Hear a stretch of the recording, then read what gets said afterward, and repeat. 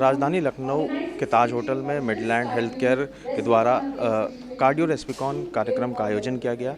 इस कार्यशाला को लेकर प्रेस कॉन्फ्रेंस भी आयोजित की गई। तो आइए आपको ले चलते हैं प्रेस कॉन्फ्रेंस की तरफ कि क्या कुछ मुख्य मुद्दे हैं जिसको लेकर के प्रेस कॉन्फ्रेंस की जा रही है। ये कार्डियो रेस्पिकॉन अपडेट 2022 ये कार्डियक डिजीज़ और रेस्पिरेटरी डिजीज़ को कॉमनली एड्रेस करते हुए ये कॉन्फ्रेंस की जा रही है, क्योंकि हम सभी जानते हैं कि हार्ट डिजीज़ और लंग डिजीज़ मिलकर नंबर 1 किलर हैं मैनकाइंड का वर्ल्ड वाइड, और यही सिनेरियो इंडिया में भी है।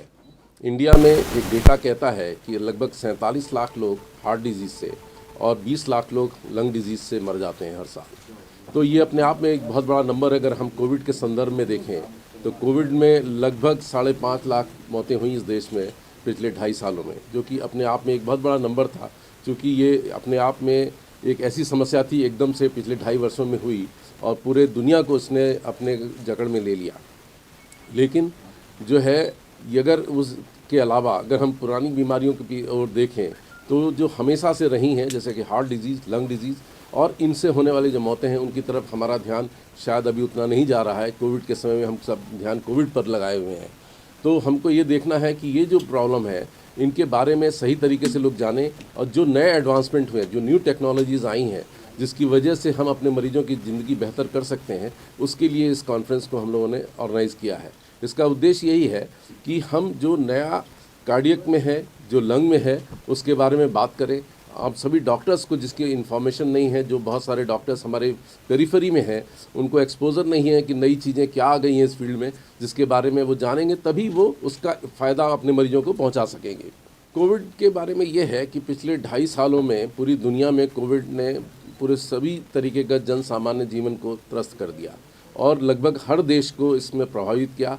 लेकिन कोविड में पिछले साल से अभी तक जो वैक्सीनेशन हुआ है उससे जो है कोविड को रोकने में काफ़ी सफलता मिली है पूरी दुनिया में, और हिंदुस्तान इस मामले में बहुत ही अग्रणी रहा है।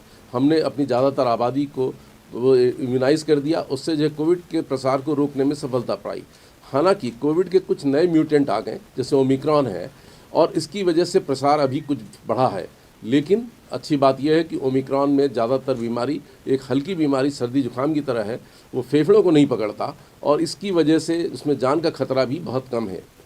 हालांकि कुछ मरीज जिनमें की कोमॉर्बिडिटीज़ हैं, जिनको कि डायबिटीज़ है, किडनी डिजीज़ है और हार्ट डिजीज़ है, इस तरीके के मरीजों में ये ओमिक्रॉन भी मतलब हानिकारक हो सकता है, जान का खतरा पैदा कर सकता है। लेकिन इसका जो है वही तरीका है कि कोविड अप्रोप्रिएट बिहेवियर को जारी रखें, उस इलाके में जो मरीज संक्रमित है उसको आइसोलेट कर दें, उसका प्रॉपर ट्रीटमेंट करें, और वैक्सीनेशन की स्ट्रेटजी पे हम लगातार काम करते रहें ताकि ज़्यादा से ज़्यादा लोगों को हम इम्यूनाइज़ कर सकें। बूस्टर डोज लगवाने का फ़ायदा है, क्योंकि उससे जो है ओमिक्रॉन को भी रोकने में मदद मिलती है।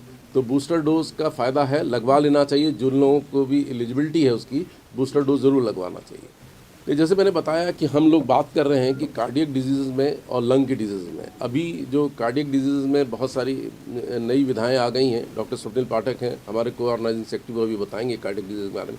और हमारे साथ हैं डॉक्टर संदीप अट्टावर, देश के नामचीन cardiac heart and lung transplant surgeon हैं, जिनका इस देश में बहुत नाम है। वो अभी आपके बारे में बताएंगे क्या हम नई चीज़ की बात करने जा रहे हैं कि इस फेफड़े की बीमारी में क्या नया आ गया है इसके लिए।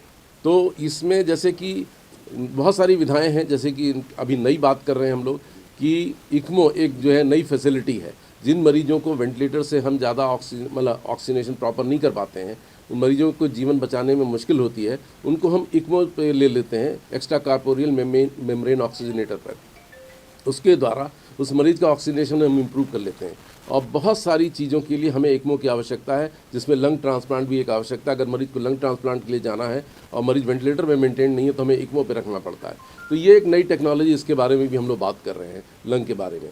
और दूसरा ये कि हार्ट ट्रांसप्लांट एक ऐसी चीज़ है जिसके बारे में ज़्यादातर लोगों को आइडिया नहीं है कि हमारे मरीजों को हार्ट और ट्रांसप्लांट, लंग ट्रांसप्लांट या इस तरीके के कॉम्बिनेशन अवेलेबल हैं, जिनका ज़रूरत पड़ने पर इस्तेमाल किया जा सकता है। इसकी सुविधा अपने देश में है और उसके लिए सफल सर्जन है, और जिसका कि मतलब रिज़ल्ट बहुत अच्छा है। और इसके बारे में डॉक्टर संदीप अट्टावर आपसे बात करेंगे।